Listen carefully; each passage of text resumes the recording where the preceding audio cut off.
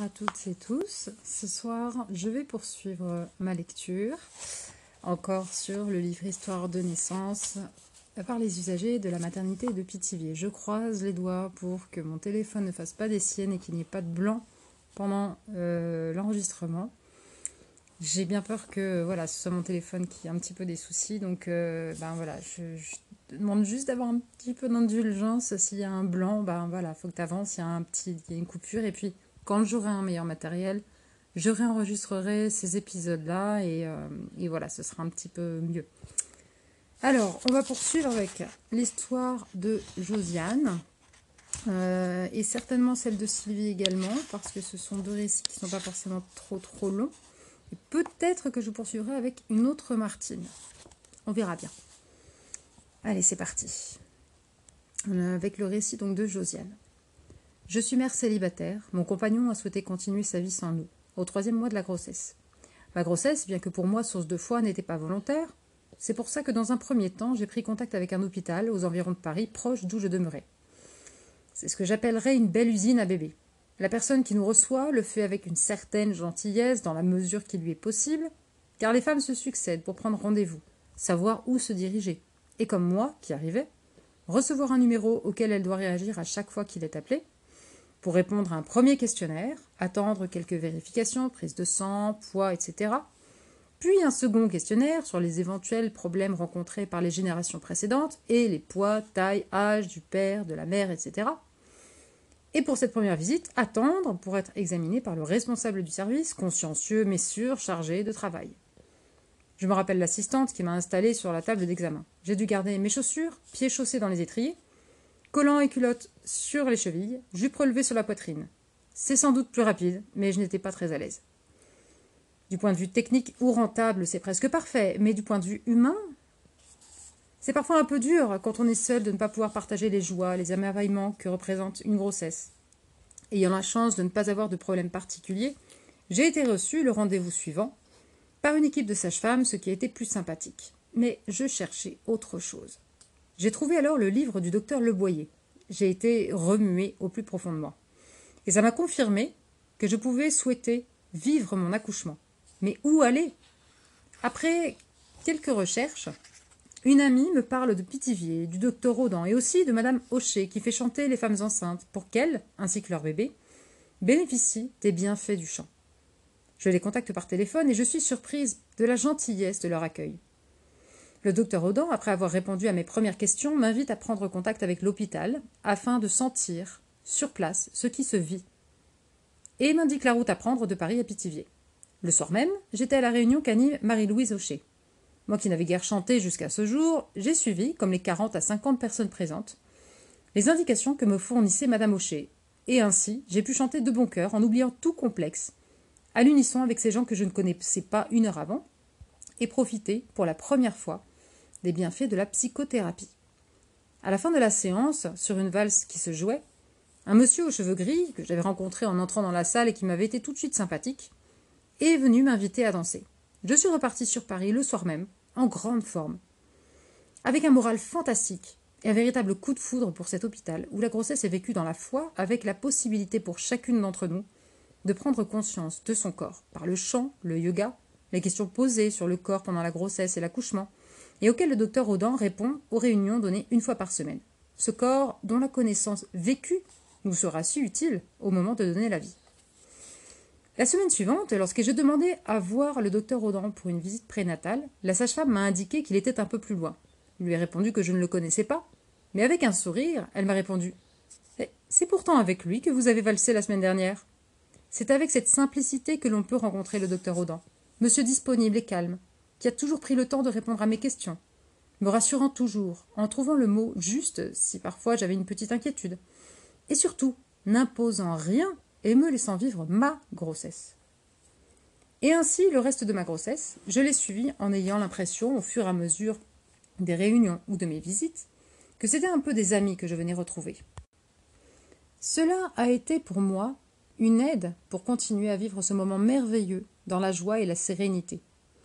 Quelque temps avant la date prévue de l'accouchement, je suis venue m'installer dans un gîte rural. Étant seule pour aller jusqu'à l'hôpital, je ne pouvais être loin de celui-ci. Surtout que plus jeune, j'avais suivi une petite intervention pour une malformation utérine, et il m'avait été dit, si un jour vous êtes enceinte, il peut y avoir un risque de césarienne. Le docteur Audin m'a rassurée, me disant qu'il pensait que tout se passerait bien et par les voies naturelles, et je le souhaitais très fort. Mais je savais que si un problème se présentait, c'est en toute confiance que je pourrais m'en remettre à lui, car il est chirurgien et peut intervenir immédiatement si nécessaire. C'est ainsi que j'ai attendu les derniers jours, venant faire de petites visites à l'hôpital, assistant aux réunions, parlant avec l'un, avec l'autre, qui m'accueillait avec gentillesse, pour que le temps me semble moins long. Jusqu'au jour où c'est avec ma valise que je suis venue. C'est le docteur Audin qui m'accueille, il est 14 heures. Je ne me suis pas trompée, je reste, le col est juste effacé. La sage-femme, Monique, m'indique ma chambre, m'accompagne. Je souhaite m'installer car j'ai envie de bouger, mais elle est prête à m'aider si je le désire. Ensuite, je me promène, je suis heureuse. Je rencontre des futurs parents ou je vois des camarades qui viennent d'accoucher. Quand une contraction vient, j'arrête de marcher, j'attends un peu et puis je repars. C'est merveilleux ce petit être qui vient vers moi. Je l'écoute, j'écoute mon corps. Je vais vers lui. De temps en temps, Monique s'assure que tout va bien. Il est 16h30, le docteur Audin vient vers moi. Nous parlons un peu, nous allons jusqu'à la chambre de naissance. Là, il vérifie, la dilatation se fait bien. Je souhaite me détendre dans l'eau. Avec Monique, le docteur Audin s'occupe de remplir la piscine. Mais une phase de travail plus intense commence. Je ne suis plus qu'à l'écoute de mon corps et de mon bébé. Le docteur Audin et la sage-femme sont merveilleux, rassurants par leur présence, mais respectant ce que je vis. Mon corps suit les mouvements qui le soulagent, l'aident. À genoux, fléchis en avant, etc. Au bout d'un certain temps, je tends la main vers Monique, qui est proche, et lui demande à rentrer dans la piscine, qui maintenant est remplie. Elle vérifie, et prenant ma main, pour la guider, me dit « Ce n'est plus la peine, touche, c'est la tête de ton bébé. » Le docteur Audin m'aide à me tenir debout, puis me soutient les bras. Je fléchis les genoux, une fois, deux fois. La troisième fois, un cri, suivi d'un cri de joie. Mon bébé est là, qui manifeste à son tour son premier cri de vie. Elle est là, c'est une petite fille. Il est 17h48. À peine au monde et déjà dans mes bras, contre moi. J'ai envie de crier ma joie, de danser, de sauter au plafond. J'embrasse le docteur Audin et Monique, la sage-femme. Je suis sans compagnon ou famille, trop loin pour venir, mais pas une seconde je ne me suis sentie seule. Nous partageons cette fête avec tant d'émotions qu'ils me sont très proches. Christelle est dans l'eau, nous sommes encore reliés par le cordon ombilical. Je la regarde, émerveillée, étonnée, heureuse d'un bonheur au-delà des mots. Voici maintenant le récit de Sylvie. Un peu différent. Un enfant, si je veux, quand je veux. Après les examens, après le boulot, après... Et voilà, c'était l'heure. Celle inscrite dans le programme, tout allait bien, tout tombait bien. Les vacances, les congés maternité, tout devait être impeccable, tout devait s'inscrire dans un temps que j'avais prévu. Tout semblait parti comme sur des roulettes, le scénario classique allait s'engager. Mais 2 mois, 3 mois, 6 mois. Fallait bien reconnaître qu'après tout, faire un enfant, c'était pas exactement la même chose que de ne pas en faire un, et que nous étions en train de confondre. Il y avait là un temps dont je n'étais plus maîtresse. Une femme médecin consultée pour une toute autre raison me proposa d'emblée un traitement, car elle comprenait bien cela, vouloir un enfant, quoi de plus naturel. Vouloir un enfant, pas si évident pourtant. J'étais bien obligée de dire que j'avais arrêté la pilule parce que je voulais un enfant. Tout cela se brouillait. En m'examinant, elle poussa même la sollicitude jusqu'à me dire que je venais d'ovuler. En somme, il n'y avait plus qu'à s'y mettre. Mais de quoi se mêlait-on ? J'étais révoltée par cet abus de pouvoir. Je me sentais dans le non par rapport à la possibilité d'être mère. Non, c'était sûr, j'y arriverais pas. Quant à l'accouchement, que dire de cette peur ? Terreur de cet accouchement standardisé qui durerait tant d'heures pour un premier, que l'on accélérerait ou ralentirait, selon une loi qui de toute façon ne serait pas la mienne. Il faudrait apprendre à accoucher dans des cours d'ASD, il faudrait réussir. Non, je ne saurais pas. Tout ça, c'est trop difficile, c'est trop compliqué. Cette maternité de bonne élève, où il fallait tout faire comme le médecin vous dit, je n'en voulais pas. Et ce désir d'enfant, de plus en plus flou, de moins en moins vrai, ce projet d'enfant, c'était leur truc à eux. C'était le désir d'enfant d'une société. Ce n'était plus le mien. Était-ce cela, la maternité volontaire pour laquelle il avait fallu se battre ? Volonté de qui ? Libération sexuelle de qui ? Après tout, la libération, ça pouvait être de dire non à ce type de maternité. Et cette fois, j'en étais sûre, tu existais. Alors maintenant, il fallait se défendre, se protéger des « il faut ». Je voulais que cette grossesse m'appartienne, qu'elle soit notre histoire. Dans cette recherche d'une autre démarche, la maternité de Pithiviers semblait bien convenir. Tout y semblait sécurisant à l'extrême. Accoucher était toujours présenté comme possible. On y parlait peu de risques, de dangers, mais on y parlait d'accueil et d'amour. Pourtant, au début, ce que le docteur Audin nommait asepsie verbale me déroutait. J'avais un peu peur d'une mystification. Lorsque je posais une question lors d'une consultation, assez souvent il me la renvoyait sous la forme « Et vous, qu'en pensez-vous » ou bien « Comment va le papa ?» ou encore « Mais faites-vous plaisir ?» Ça finissait par m'agacer un peu et me décontenançait beaucoup. Je me sentais ambivalente. Ailleurs, on a tellement l'habitude d'être prise en charge. On est tellement imprégné de l'idée qu'un corps de femme n'est que danger, qu'on a finalement du mal à sortir de ce jeu dont on est complice malgré soi. Au moins, le voyage organisé de la grossesse, façon Pernou ou ASD, ça devait être plus reposant. Moi qui avais clamé que je voulais qu'on me laisse tranquille, ah bah ça, j'étais servie. On me la foutait, la paix. Mais en fait, petit à petit, j'étais de plus en plus rassurée. Tout cela semblait sérieux, cohérent. Nous étions enquis des chiffres. Le taux de mortalité périnatale était très bas, 7 pour 1000. Beaucoup de choses qui me souciaient avaient été dédramatisées. L'épisiotomie, les déchirures, etc. Plus j'allais à la maternité, plus le silence qui y régnait me permettait de m'exprimer librement, de poser les questions qui étaient vraiment les miennes, de ne pas me heurter aux réponses à des questions que je ne m'étais pas posées et qui du coup deviendraient des inquiétudes. Nous connaissions les lieux. Je savais, plutôt, je croyais savoir où tu allais naître. Le 31 mai 1979, sans être annoncé comme tu aurais dû le faire d'après les manuels de savoir-vivre du parfait nouveau-né, c'était évident, tu comptais bien débarquer. C'était pour moi l'inconnu, le bout du monde, la découverte de soi dans cette chaudière d'émotions qu'est l'accouchement. Mais le pire, c'est qu'il tenait promesse, il ne disait rien. Bertrand, qui semblait tout à fait prendre le genre de la maison, aussi calme que tout le monde, mais qui ne disait rien non plus, comme si accoucher c'était une évidence. Mais moi, comment j'allais faire ? Emporté par cette vague que rien ne pouvait arrêter, emporté de plus en plus loin de moi, et en même temps si présente à moi et à toi, mon bébé, que je sentais naître. Le temps passait. Personne ne semblait s'en soucier ni s'impatienter. Moi non plus. Pour moi, il n'y avait plus qu'un temps intérieur qui s'écoulait à son rythme, ou plutôt au mien. Mais tout cela était si confus, je ne savais plus qui j'étais, où j'étais. Et plus je recherche, et plus j'ai l'impression de chercher une justification dans le conscient de ce qui s'est passé, dans un état autre, dans un moment autre, sensation du temps altéré, moment de perte d'identité du devenant mère, comme si l'axe de la personnalité avait changé, comme si l'intellect n'y pouvait plus rien. J'étais tout entière femme en travail, tout entière à mes sensations, à mon envie de pousser, à ma joie de ce corps si chaud entre mes jambes, de cet enfant encore gluant qu'on venait de me tendre. Le dehors et le dedans, tout cela me semblait confondu. Je me sentais vivre, vibrer, sans gêne, sans honte, sans fausse pudeur. En effet, accueillir un bébé, c'est d'abord accueillir une femme en travail, période où l'on a besoin de sentir que dans l'entourage, personne n'est gêné par ce corps trop dur à supporter, ce corps violent, ce corps animal, qu'on est même prêt à l'accompagner par des gestes, à le toucher, à l'accueillir en soutenant la femme. Soutenir une femme qui accouche, cela veut dire accepter le corps de l'autre contre soi, très près, sans résistance. Et ça, peut-être tout le monde n'est pas prêt à le faire. Certes, il faudrait pouvoir répondre à des questions rationnelles. Pourquoi par terre ? Pourquoi nu ? Pourquoi accroupi ? Mais toutes ces questions ne se sont pas posées. Mon corps a trouvé, a retrouvé. Tout cela semblait venir de si loin. En revanche, il est peut-être intéressant de se demander pourquoi ces questions ne se sont pas posées. Pourquoi tout cela a été si simple ? On aurait tôt fait de dire que la femme est tout simplement abrutie par la douleur. Ce serait négliger toute cette atmosphère feutrée, cette sérénité ambiante, ce calme des sages-femmes et du médecin. L'angoisse est toujours communicative. Ici, tout le monde est calme. Et cela sécurise la femme qui accouche. Une des sages-femmes présentes a voulu se mêler de faire des suggestions. Très gentiment d'ailleurs. Mais j'avais l'impression que cela me paralysait, que je ne savais plus faire. Je n'écoutais plus que ce qu'elle me disait. Je n'étais plus concentrée que sur l'extérieur. Je sentais que cela perturbait le processus. Je ne souhaitais plus qu'une chose. Qu'elle sorte. Qu'elle me laisse.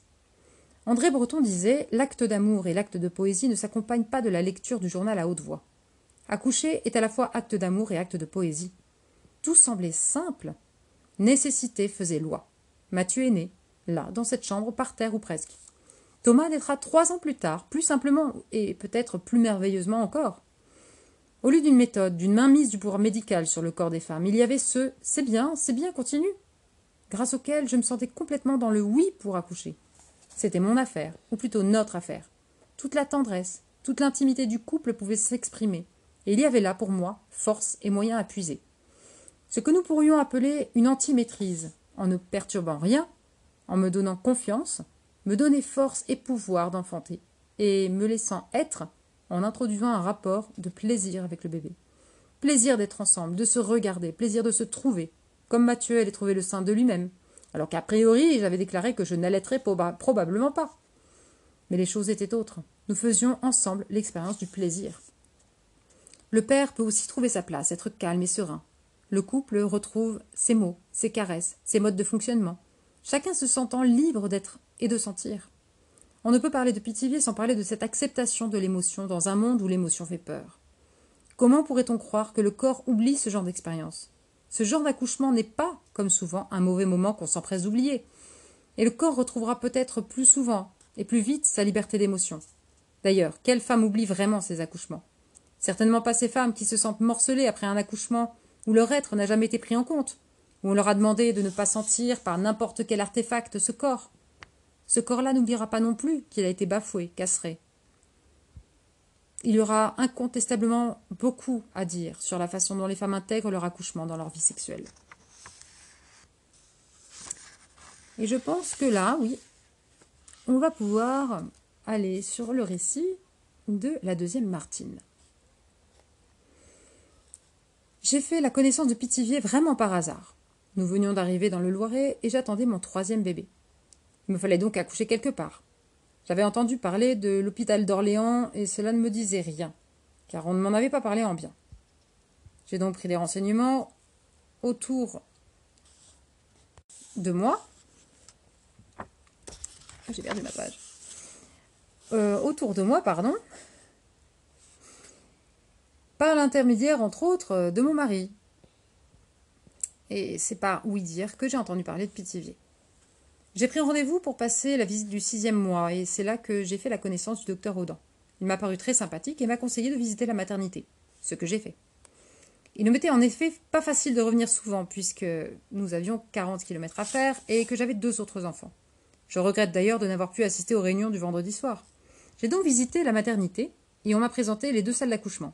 Une avec la table traditionnelle, l'autre qui se compose d'un grand lit bas et d'un siège scandinave, m'a-t-on dit. J'ai décidé d'accoucher dans cette pièce, car j'avais dit au docteur Audin que je ne voulais pas accoucher sur la table. Dès la visite du 6e mois, le docteur Audin s'est aperçu que mon bébé se présentait par le siège, mais il ne m'en a rien dit. Donc, le 9 janvier 1982, à 3 heures du matin, j'ai ressenti les premières contractions. Et j'ai décidé de partir tout de suite, car en général, j'accouche très rapidement. J'ai été accueillie à la maternité par la femme qui assurait le service de nuit, ainsi que par la sage-femme. Celle-ci m'a examinée et m'a dit que le col de l'utérus n'était pas dilaté et que j'avais encore beaucoup de temps devant moi. Elle m'a donc conduite dans la chambre que je devais occuper.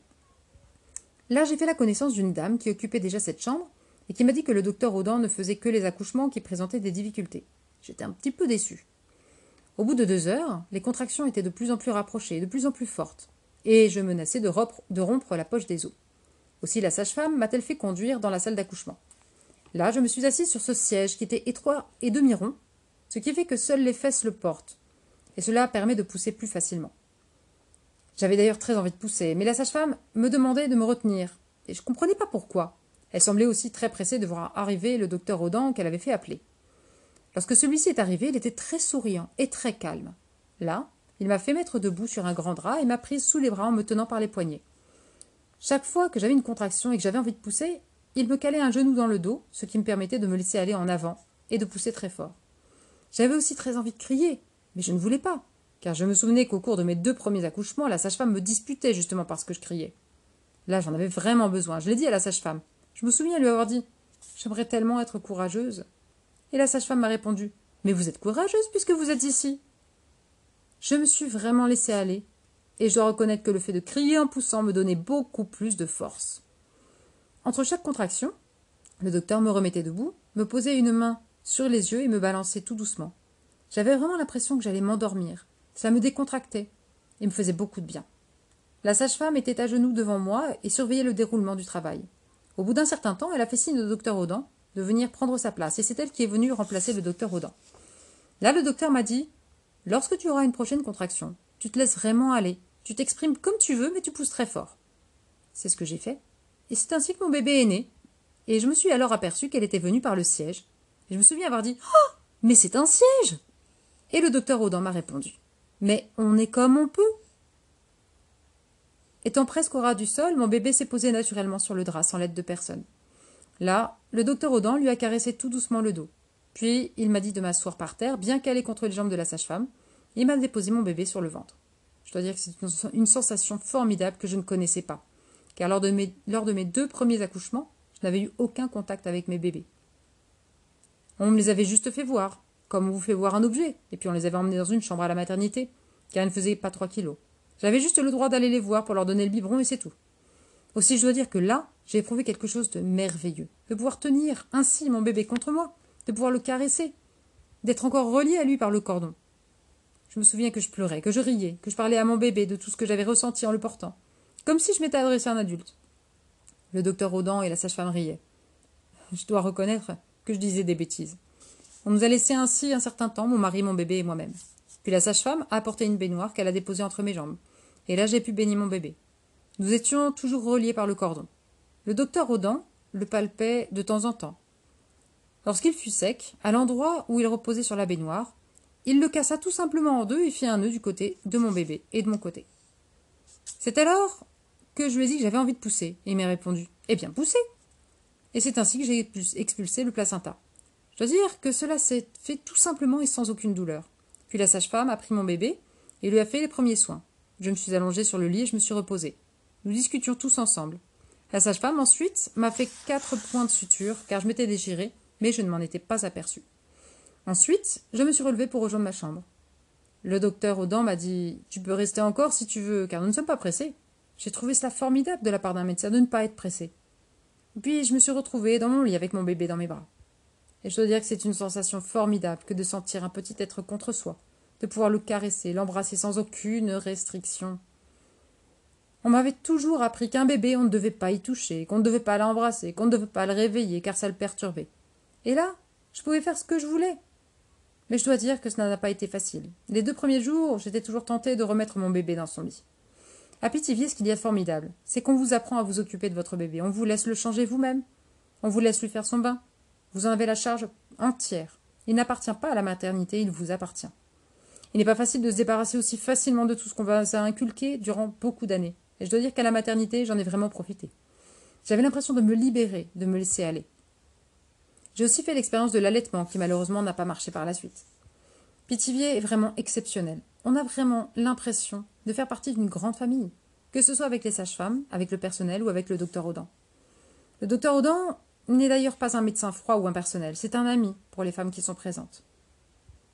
Il prend le temps de vous écouter, de vous conseiller. J'ai remarqué qu'il ne faisait aucune différence entre les femmes, qu'elles soient de n'importe quelle classe ou de n'importe quelle nationalité.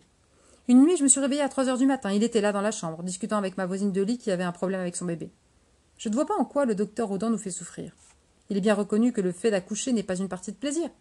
Lors de mon premier accouchement, on m'avait administré des analgésiques pour justement éviter les souffrances. Je dois dire que, hormis le fait que cela me faisait un peu dormir, je souffrais terriblement.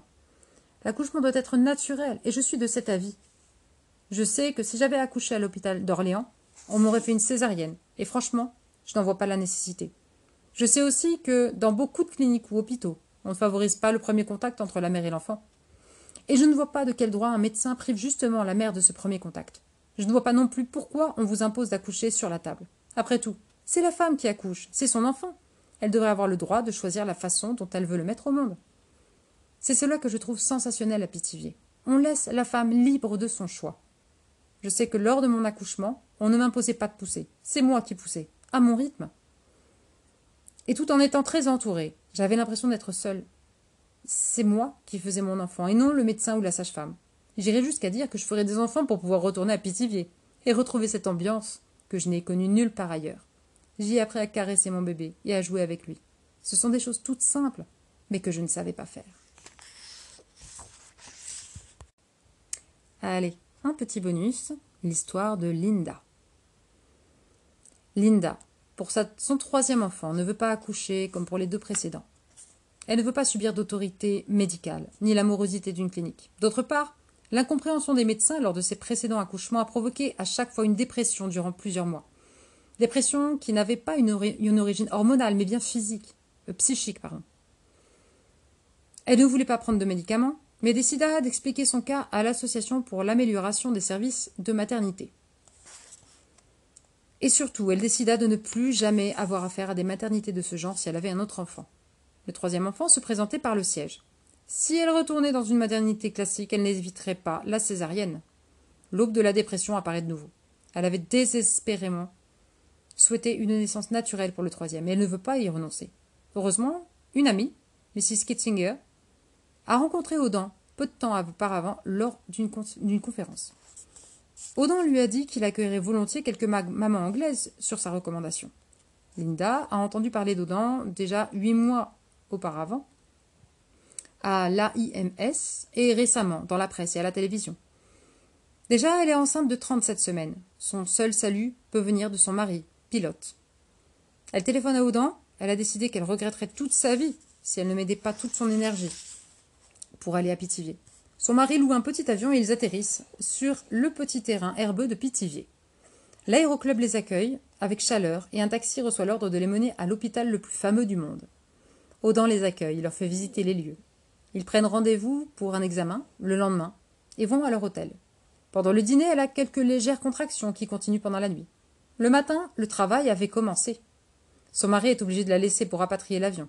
Elle en est consternée, mais il doit revenir 3 jours après, pour faire les formalités administratives qu'elle ne pouvait pas faire, comme d'enregistrer la naissance à l'ambassade de Grande-Bretagne à Paris. Linda écrit « Quand mon mari fut parti, le docteur Auden m'examina et dit que nous attendrions pour voir comment avancerait le travail. Il me commanda un repas léger, un morceau de melon et de la compote. Il baissa le store et me dit de parler anglais jusqu'à ce que le bébé soit né. Il ne me recommanda pas de m'allonger après l'examen. Je me sentais en confiance et pensais que le travail avançait vite en dépit des contractions plus courtes que lors des précédentes naissances. L'infirmière m'aida à enlever ma chemise de nuit, non pour me contempler mais pour m'observer. C'était le signal pour chasser les inhibitions gênantes, superflues dans la circonstance. Je me sentais un peu branlante. J'avais très chaud et bizarrement, j'aurais pu m'assoupir entre les contractions. J'essayai de m'asseoir sur la chaise d'accouchement pour quelques contractions, mais bien que ce fût de loin bien plus confortable qu'un lit d'hôpital, je préférais revenir de nouveau à la position à genoux, mes bras se reposant sur le lit. Bien que j'ai eu la possibilité de prendre n'importe quelle position sur le lit, à genoux ou accroupi, me semblaient les meilleures positions. Le lit invitait à la position horizontale à laquelle, solennellement, je renonçais. Je ne pouvais vraiment distinguer la première ou la deuxième phase de travail. Le besoin de pousser que j'avais senti au début dans ma chambre était devenu plus fort. Les contractions étaient la plupart du temps aussi douloureuses que pour mes autres enfants, mais la possibilité de remuer rendait la douleur supportable. Cela aussi signifiait que chaque contraction ne serait pas obligatoirement semblable à la précédente, et l'attente des grandes contractions n'était pas l'unique préoccupation. Le sentiment dominant était de se rendre compte du progrès du bébé et de me reposer dessus. Les os s'échappèrent, et au lieu de baigner dans mon eau, comme dans un lit d'hôpital, je pus simplement me déplacer sur la couverture. Pendant tout ce temps, la sage-femme m'avait laissé à mes propres inventions, tout en me surveillant avec soin. D'abord, elle ou l'infirmière avait été présente. Mais maintenant, elles étaient là toutes les deux avec Auden qui me surveillait assis sur ce lit. Il y avait de longues pauses entre les contractions, pendant lesquelles je me sentais tout à fait calme et tout le monde gardait le silence. J'avais la sensation de ramasser toutes mes réserves d'énergie pour la naissance et j'étais rassurée par le calme compréhensif de l'équipe médicale. Je sentais maintenant un besoin très violent de pousser. Cet effort léger mobilisait tout mon corps. Le docteur Auden me fit relever et me permit de me tenir debout en me supportant. J'avais un véritable appui sur le bébé. Avant la contraction suivante, le bébé avait changé de position. Il me dit de mettre mes bras autour de son cou et de me suspendre en face de lui, ce que je fis, et je poussai librement de nouveau. Mes pieds étaient solidement amarrés au sol par la sage-femme, ainsi je supportais en partie mon propre poids, mes genoux étaient bien tendus, et je pouvais sentir si le bébé avait la place de passer. Il n'y avait pas à se tourmenter pour rentrer le menton ou fermer sa bouche, pour tenir ses genoux ou un masque à gaz à la main ou la main la plus proche. Je me tenais et me reposais entre les contractions. Le calme et la patience de l'environnement faisaient contraste avec le fait d'avoir eu, pour les accouchements précédents, mes 2 pieds coincés par de solides infirmières tandis qu'on me disait combien de fois je devais pousser jusqu'à la prochaine contraction. Ici, les bruits naturels qui accompagnent la poussée ne produisaient aucun embarras, on les attendait. Je fus relevée de nouveau pour les contractions finales, et le bébé naquit avec, je pense, 2 poussées. Elle sembla être née doucement, ni collée, ni projetée, mais glissant, simplement entraînée par son propre poids. Je n'ai jamais observé une respiration particulière, haletante ou pressante. J'ai fait seulement ce que je trouvais bon pour que le bébé naisse. J'étais baissée, presque assise, lorsque le bébé apparut. Le docteur Auden recueillit le bébé, et me le tendit immédiatement avec les mots « Voilà votre bébé ». Je n'oublierai jamais ces 3 mots aussi longtemps que je vivrai. On me laissa tenir le bébé et faire sa connaissance. Mon premier sentiment fut le besoin de le tenir. Le second, de regarder le sexe. C'était une fille. Je peux me rappeler le sentiment de cette découverte comme un privilège plutôt qu'un droit, car cela n'avait pas été permis pour les précédentes naissances. L'infirmière prit le bébé et je marchai derrière, le long du corridor, ne me sentant ni particulièrement fatiguée ni vacillante. Le grand travail n'avait pas duré longtemps. J'étais arrivée à l'hôpital à 10h45 et l'enfant est né à 14h20. Et ensuite, je n'ai été ni droguée, ni prostrée, ni cousue. Je me sentais tout à fait normale. Le bébé et moi avons été tout de suite alertes toute la fin du jour. Ayla fit quelques sommes et quand elle s'éveilla, elle fut sensible, pleura et sembla calme. Elle fut serrée dans les bras un grand moment. Le docteur Audin encourage le maximum de contact avec le bébé. 2 fois, il l'a sorti du berceau en disant « Le bébé veut être avec vous ». Quand le bébé était sur le point de naître, la sage-femme prit quelques photos inattendues. Elle présentait de l'intérêt puisque l'enfant venait par le siège et c'était un souvenir pour mon mari. Quand mon mari revint à Pithiviers, il eut la permission de rester à l'hôpital.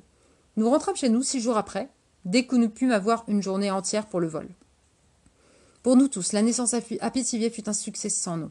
Il y eut pour moi un sentiment prodigieux, le sentiment que le monde s'ouvrait de nouveau. Je pouvais avoir l'esprit en paix. La naissance d'un enfant n'avait pas, après tout, disparu du monde, ni perdu ses racines naturelles au profit de la technologie. Il n'était pas nécessaire de se battre pour se préserver contre les interventions qui, à n'en pas douter, sont contraires aux douces chairs de la mère et de son enfant.